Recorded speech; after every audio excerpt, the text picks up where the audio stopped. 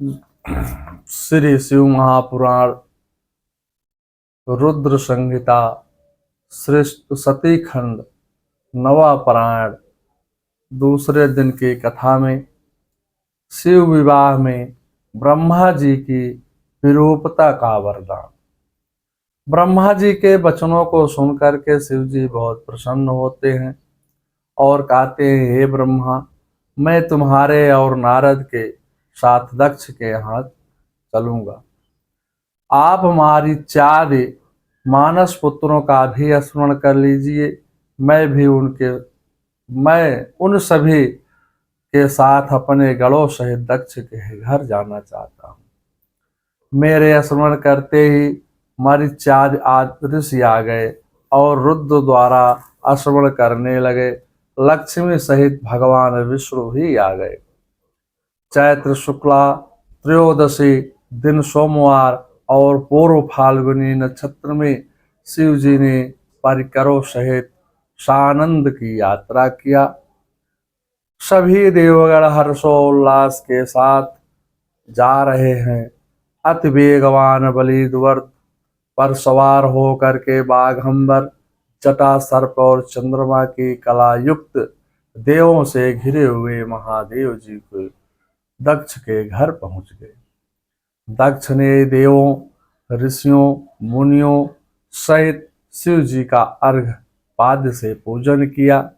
आसनों पर श्रद्धा से बिठाया। दक्ष के स्वागत में सभी बहुत प्रसन्न हुए। ब्रह्मा जी कहते हैं, हे नारद, शिव सती विवाह में सभी क्रियाकलाप मेरे द्वारा ही संपन्न हुए। दक्ष और उसकी स्त्री द्वारा पूजित वृषध्वज ने हर्षित होकर के सती का पाणी ग्रहण किया। मैंने गृहोक्त विधि से विस्तार पूर्वक यथोचित अग्नि का कार्य किया। आज फिर आचार्य की आज्ञा से शिव और शिवा को प्रसन्न होकर के प्रदक्षिणा किया। उसी समय हे नारद, एक अद्भुत चरित्र हुआ कि जो मैं कपट द्वारा शिव को मोहित करना चाहता था, उन्हें शिव ने लीला से मुझे मोहित कर लिया। यो हम शंभुम यो मोहितम पुरेक्षम कपटेन माचातम शंकर अस्तात मोहा माया लीलया। हे तात, पूर्व काल में मैंने जिन शिव को कपट पूर्वक मोह में डालना चाहता था, उन्हीं शिव ने अपनी लीला से मुझे मोहित कर लिया। इस प्रकार ब्रह्मा जी नारद भगवान महाराज से कहते हैं, प्राणी को भी किसी को भी उसे कष्ट दे करके उसे दिल नहीं दुखाना चाहिए। किसी को किसी प्रकार का अगर दुख कोई व्यक्ति देता है, उसका दिल दुखाता है, तो सबसे बड़ा पाप होता है। लेकिन दुष्ट या कुटिल स्वभाव वाला प्राणी दूसरे को दुख में देख कर ही बहुत प्रसन्न होता है। रामचरितमानस में पर अपकारी दुष्टों का स्वभाव बताया गया है। सन इह खल पर बंधन करये, खल कढ़ाई विपत्ति सही मरये, खल बिनु सारत पर अपकारी, अहिमूषक इस सुनि उर्गारी, पर संपदा विनाशी न साही, जिम ससिहत हिम उपल बिलाही। ब्रह्मा जी कहते हैं, मनुष्यों को दुष्टों को से या पर अपकारी व्यक्तियों से दूर रहना चाहिए।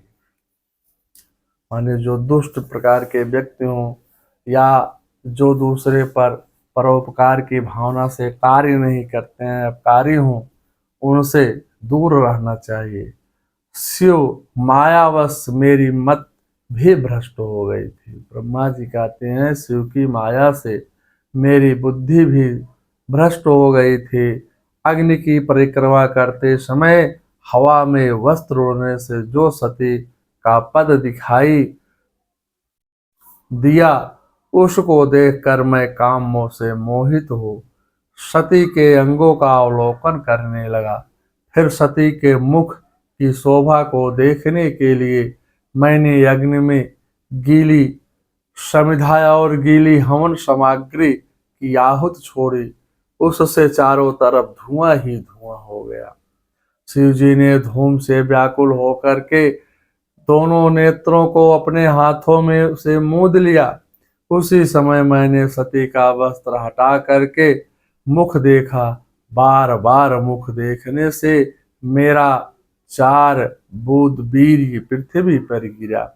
मैंने उसे छुपाया कि कोई दूसरा इसे ना देख पाए, लेकिन अंतर्यामी शिव कहने लगे, हे ब्रह्मदेव, तुमने विवाह में मेरी कांता के मुख को देख करके यह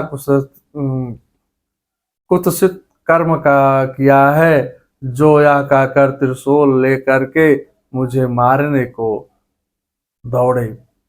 ऐसा दृश्य देख करके मरीच्यादि ऋषियों ने हाहाकार किया और क्रोधित शिव को की स्तुति करने लगे। भगवान विष्णु कहने लगे, हे प्रभो, हम तीनों आपकी आत्मा हैं, एक ही रूप है। ब्रह्मा आपकी ही आत्मा है और मैं भी आपके से भिन्न नहीं है। विष्णु के वचनों से शिव जी शांत हुए। फिर भी मैंने भी उत्तम श्लोकों से शिव की विनती किया। शिव जी कहने लगे, मैं तुमसे रुष्ट नहीं हूँ। अब तुम अपने हाथ को अपने मस्तक पर रखो। जैसे ही मैंने हाथ रखा तभी वहां वृषध्वज को पाया। अब मैं शिव जी से अपने पाप का प्रायश्चित पूछने लगा। शिव जी कहने लगे, तुम इसी रूप से मेरे अधिष्ठित तप करो। पृथ्वी पर रुद्रशिर नाम से तुम्हारी प्रसिद्धि हो गई। तुमने मनुष्यों की भांति वीर्यपात किया है, इसलिए तुम मनुष्य होकर पृथ्वी पर विचरण करो। जब लोग तुम्हारे रूप को देखेंगे तो कहेंगे, ब्रह्मा के मस्तिष्क में क्या है। उसी से धीरे धीरे तुम्हारा पाप कट जाएगा। काम से दुखी तुम्हारा वीर वेदी के मध्य गिरा है, मैंने देखा है, परंतु यह धारण करने योग्य नहीं है। तुम्हारे इस 4 बूंद वीर्य से प्रलय कालीन 4 मेघ होंगे जो प्रलय के समय वर्षा करेंगे। इसके पश्चात मैंने विवाह के सभी कृत्य पूरे किए। तब शंकर जी कहने लगे, आपने हमारे विवाह में आचार्य का काम किया है, आपकी दक्षिणा क्या है। ब्रह्मा जी ने कहा, हे देव, आप प्रसन्न हैं तो मनुष्यों के पापों की शुद्धि हेतु इसी रूप में सदैव स्थित रहिए। हे चंद्रशेखर, मैं भी यहीं पर स्थिर रह करके अपने पाप को बिना विनाशित तप करूंगा। चैत्र शुक्ल त्रयोदशी से पूर्व फाल्गुनी नक्षत्र में रविवार को जो मनुष्य श्रद्धा से आपको देखेंगे वो सभी पापों से मुक्त हो जाएंगे। उनके रोग, ताप और कष्ट मिटेंगे और पुण्य की वृद्धि होगी। भगवान शंकर कहने लगे, हे ब्रह्मा, मैं लोक हितार्थ अपनी पत्नी सती के साथ तथा वेदी में ही वास करूंगा। तदंतर दक्ष ने भगवान शिव का पूजन किया। उपस्थित देवता और ऋषियों ने वृषध्वज की विनती और सभी प्रकार जय जयकार करने लगे। इस कथानक के दृष्टव्य होता है कि जब ब्रह्मा जैसे का मन चलायमान हो गया तो कलयुगी प्राणियों के विषय में क्या कहा जाए। मन को वश में करना बड़ा दुष्कर कार्य है। गीता में भगवान इसी विषय पर कहा है। जितात्मनं प्रशान्तस्य परमात्मं समाहितं शीतोष्णसुखदुःखेषु तथा मानापमानयो। गीता के 6वें अध्याय का 7वां श्लोक। जिसके मन को जीत लिया, जिसने मन को जीत लिया उसने तो मानो परमात्मा को पहले ही प्राप्त कर लिया, क्योंकि उसने शांति प्राप्त कर ली है। ऐसा मनुष्य को सुख दुख शीत ताप तथा मान अपमान एक समान है। मन मतंग माने नहीं, जब तक खता न खाए। जैसे विधिवाई स्त्री, गर्भ रहे पछिताए। मन पंछी जब लागी उड़े, विषय वासना पाए। ज्ञान बाज के झंझट में, जब लगी आया नहीं। ज्ञान बाज की झंझट में, जब लगी आया नहीं।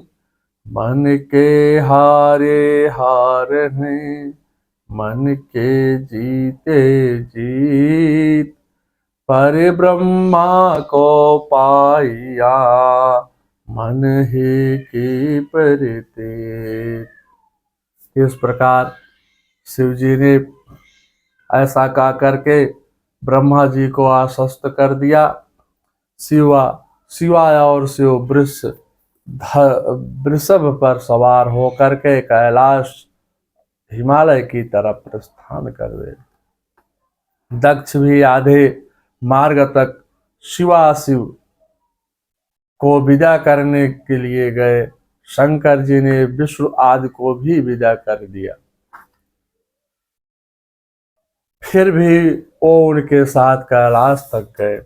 कैलाश पहुंच करके भगवान शंकर ने सभी देवों ऋषियों मुनियों को विदा किया और स्वयं दक्ष कन्या के सहित स्थिर होकर के विहार करने लगे। महादेव का पूजन करके जो मनुष्य विवाह के समय इस कथानक का श्रवण करता है, यह यज्ञ से पहले इस कथा को सुनता है, उसके वैवाहिक व यज्ञात सभी कार्य निर्विघ्न पूर्ण हो जाते हैं। हिमालय के ऊपर वसंत ऋतु लता पता से मनोहारी वृक्षों, झरनों, तालाबों, नदियों व पुष्पों की मनोहारी सुगंधपूर्ण वातावरण में शिवाय और शिव को रमण करते करते देवताओं को 25 वर्ष बीत गए। एक दिन दक्षायणी ने शिव जी से कहा, हे प्रभु, पक्षी भी घोंसला बनाकर आते हैं, फिर भी बिना घर के आप कैसे शांति प्राप्त करोगे।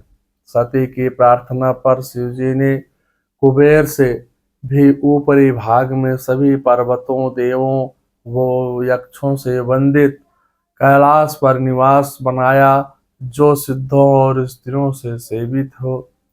कमल वनों को शोभायमान मनोहर शिखर पर जो अनेक प्रकार के पक्षियों का कलरव, चहचहाट या गुंजायमान था। अप्सराएं नृत्य करती थी। शैलराज हिमालय के सुंदर शिखर पर सती के साथ शिव स्मरण करने लगे।